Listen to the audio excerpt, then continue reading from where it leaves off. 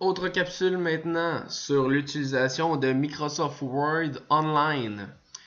Encore une fois, sur Office 365, nous avions vu les différents onglets. Les trois plus importants, les trois premiers. Outlook, que nous venons de voir dans l'une des vidéos. Maintenant, nous allons nous attaquer à Word. Word va être le logiciel que nous allons utiliser pour faire les travaux, les rapports de laboratoire ou différentes autres tâches dans d'autres matières. Ce qu'il suffit de faire, on appuie sur Word. Une fois que la page va ouvrir, nous allons avoir différentes options. Vous prenez Nouveau document. Le Word Online est similaire au Word que vous pouvez avoir à la maison. Vous allez pouvoir écrire texte, insérer des tableaux, mettre des diagrammes, mettre des images, modifier les écritures, etc. Ça va faire partie d'une prochaine capsule. Vous pourrez ainsi inscrire tous vos renseignements importants pour vos différentes tâches à réaliser. Première des choses à faire, lorsque vous ouvrez ça, vous pouvez voir en haut au centre, le document est déjà enregistré.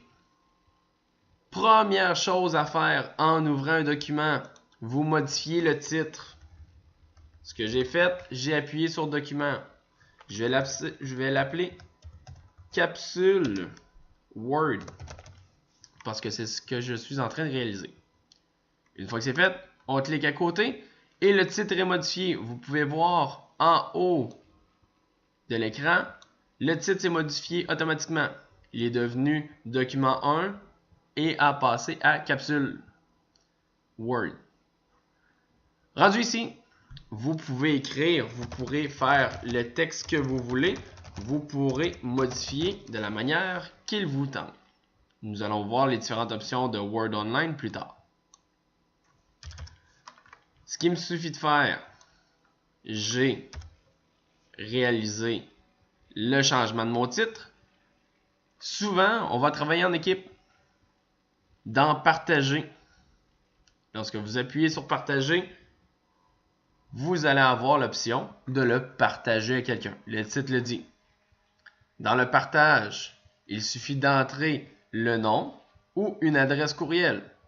La même chose que nous avons fait pour le courriel, je vais écrire le prénom de Marianne Réaume.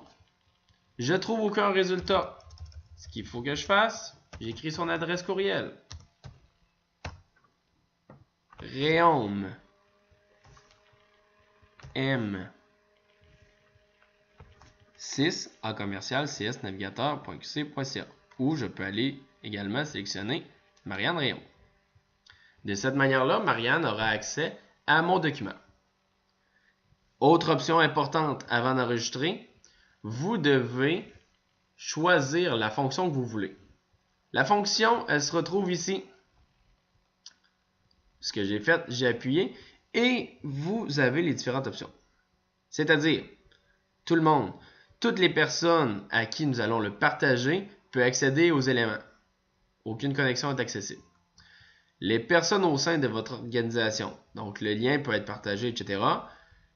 Ceux qui ont déjà un accès, etc. Le lien fonctionne uniquement pour les personnes que vous spécifiez, etc. Ce qui est primordial, c'est d'autoriser la modification. Sinon, vous allez être la seule personne à pouvoir modifier ce document. Donc, une fois que ces options sont sélectionnées, on ferme la boîte et le tour est joué. Donc, si je recommence, partage, je peux ajouter 2, 3 élèves comme je le veux, comme je l'entends. Donc, je fais ça. J'ajoute Marianne Réaume.